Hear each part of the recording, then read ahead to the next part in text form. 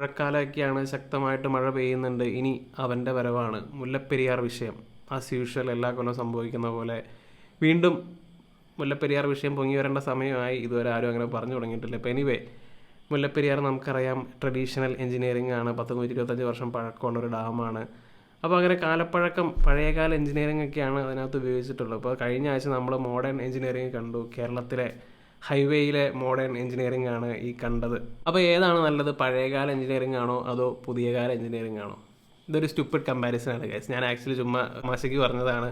കാരണം ഈ രണ്ട് സിറ്റുവേഷനും കമ്പയർ ചെയ്യാൻ പോലും പറ്റില്ല. കാരണം ഒരു ഡാം പണിയാനായിട്ട് എടുക്കുന്ന കെയറും അല്ലെങ്കിൽ എഫേർട്ടും ബഡ്ജറ്റൊന്നും അല്ല ഒരു സാധാ റോഡ് പണിയാൻ അല്ലെങ്കിൽ ഒരു ഹൈവേ പണിയാനല്ല. പക്ഷേ എന്നിരുന്നാൽ പോലും എനിക്ക് ഈ ഒരു കേസ് വന്നു കഴിഞ്ഞപ്പോൾ എൻ്റെ മനസ്സിലേക്ക് വന്നൊരു സംഗതി എന്ന് വെച്ച് കഴിഞ്ഞാൽ, 2 കൊല്ലം മുമ്പ് ഞാൻ സ്പെയിനിലൊരു ട്രിപ്പിന് പോയിരുന്നു. ട്രിപ്പ് പോയി കഴിഞ്ഞപ്പോൾ മാഡ്രിഡിൽ പോയി. മാഡ്രിഡിൽ നിന്നൊരു കുറച്ച് ദൂരമുള്ളൂ, ഒരു 1.5 മണിക്കൂർ ട്രാവൽ ചെയ്ത് കഴിഞ്ഞാൽ സെഗോവിയ എന്ന് പറഞ്ഞൊരു ടൗണിലേക്ക് ചെല്ലും. ഒരു ട്രഡീഷണൽ ടൗണായിട്ട് അവർ നിലനിർത്തിയിരിക്കുന്ന ഒരു സ്ഥലമാണ്. അതൊരു റോമാക്കാരുടെ കാലത്തുള്ള ഒരു ടൗണാണ്. അപ്പോൾ അവിടെ ചെന്ന് കഴിഞ്ഞപ്പോഴാണ് ഒരു അത്ഭുതകരമായിട്ടുള്ളൊരു സംഗതി കണ്ടത്. അത് ഇന്നും എൻ്റെ മനസ്സിൽ തങ്ങി നിൽക്കുന്നുണ്ട് എന്നുള്ളതാണ്. സെഗോവിയയിലുള്ള അക്വഡക്റ്റാണ്.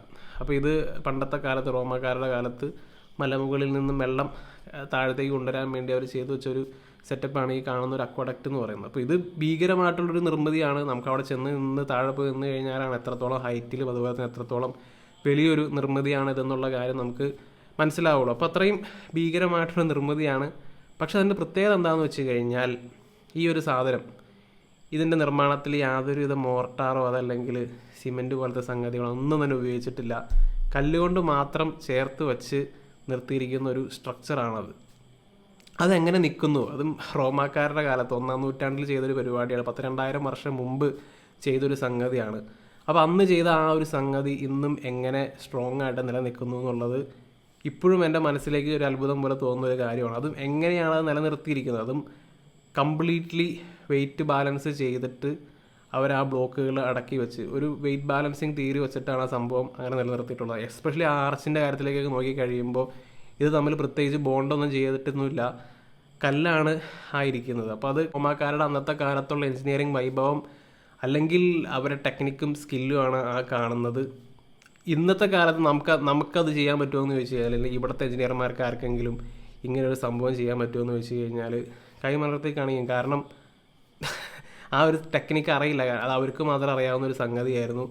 അത് മൺമറഞ്ഞു പോയൊരു നോളജാണ്. ഈ ഒരു സംഗതി യൂറോപ്പിലെ പല ഭാഗത്തും അല്ലെങ്കിൽ റോമൻ എംപയർ ഉണ്ടായിരുന്ന പല ഭാഗത്തും ഈ ഒരു അക്വാഡക്റ്റ് പല സ്ഥലങ്ങളിലായിട്ടും കാണാൻ സാധിക്കും എന്നുള്ളതാണ്. അപ്പോൾ ഇതൊരു അത്ഭുതമായിട്ട് ഇന്നും നിലനിൽക്കുന്നുണ്ട്. അപ്പം ഇതാണ് ഹ്യൂമാനിറ്റിയുടെ വലിയൊരു കുഴപ്പം, ഹ്യൂമൻ റൈസിൻ്റെ വലിയൊരു കുഴപ്പങ്ങളിലൊന്നാണ് നമ്മൾക്ക് സംഭവിക്കുന്ന മറവി അതല്ലെങ്കിൽ ഫൊർഗോട്ടൺ നോളജ് എന്ന് പറയുന്നത്.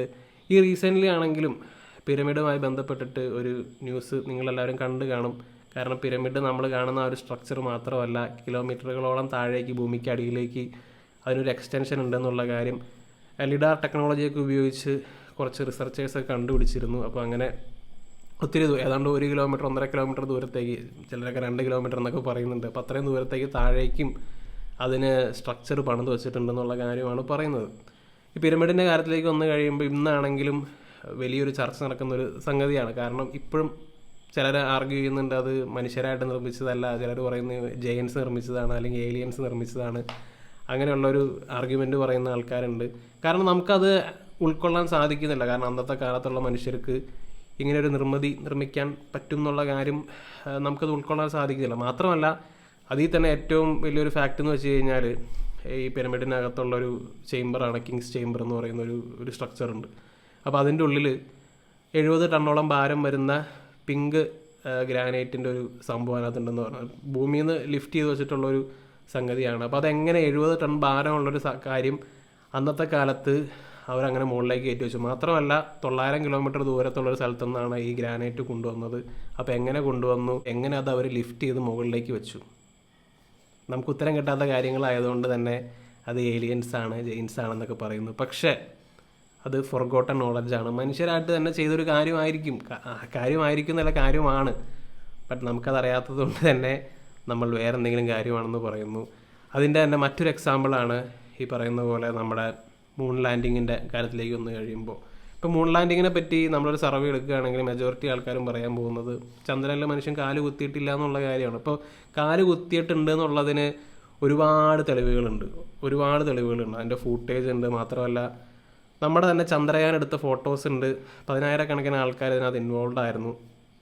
അപ്പോൾ ആ ഒരു മൂൺ ലാൻഡിങ്ങിൻ്റെ ആ ഒരു പ്രൊജക്റ്റിലേക്ക് നോക്കിക്കഴിഞ്ഞാൽ അമേരിക്കയുടെ തന്നെ GDP-യുടെ വലിയൊരു ശതമാനവും ആ ഒരു പ്രൊജക്റ്റിലേക്കാണ് അവർ ചെലവഴിച്ചത്. അപ്പോൾ അതുകൊണ്ട് തന്നെ ഇതിനൊക്കെ ആൻസറബിൾ ആയിട്ടുള്ളൊരു കാര്യമാണ്. അപ്പോൾ അങ്ങനെ മൂൺ ലാൻഡിങ് സംഭവിച്ചിട്ടുണ്ട് എന്നാണ് ഞാൻ വിശ്വസിക്കുന്നത്. പക്ഷേ അത് സംഭവിച്ചിട്ടില്ല എന്ന് ആർഗ്യൂ ചെയ്യുന്ന ഒരുപാട് ആൾക്കാരുണ്ട്. അതും ഈ പറയുന്ന പോലെ ഒരു ഫൊർഗോട്ടൺ നോളജിൻ്റെ കാറ്റഗറിയിൽ വരുന്നൊരു സംഗതിയാണ്. കാരണം എന്താണെന്ന് വെച്ച് കഴിഞ്ഞാൽ നമ്മളത് റിപ്പീറ്റായിട്ട് ചെയ്തിട്ടില്ല. ഒത്തിരി വർഷങ്ങളായി, ഏതാണ്ട് ഒരു 50 വർഷത്തിന് മുകളിലായി മൂൺ ലാൻഡിങ് നടത്തിയിട്ട്. അപ്പോൾ അതുകൊണ്ട് തന്നെ അടുത്ത കാലത്തൊന്നും ആരും ചെയ്യാത്തതുകൊണ്ട് തന്നെ ആർക്കും അത് വിശ്വസിക്കാൻ പറ്റുന്നില്ല. അതാണ്, നമ്മളൊരു കാര്യം കുറേ കാലം ചെയ്യാണ്ടിരുന്നാൽ നമുക്കത് ചെയ്യാൻ പറ്റുമായിരുന്നു എന്നുള്ള കാര്യം പോലും നമ്മൾ മറന്നു പോകും. നമ്മുടെ തന്നെ കേപ്പബിലിറ്റീസ് നമ്മൾ മറന്നു പോകും എന്നുള്ളതാണ്. അപ്പോൾ എന്താണ് നിങ്ങളുടെ അഭിപ്രായങ്ങൾ എന്നുള്ള കാര്യം തീർച്ചയായും കമൻ്റായിട്ട് ഇടുക. മറ്റൊരു വീഡിയോയുമായി വീണ്ടും കാണാം.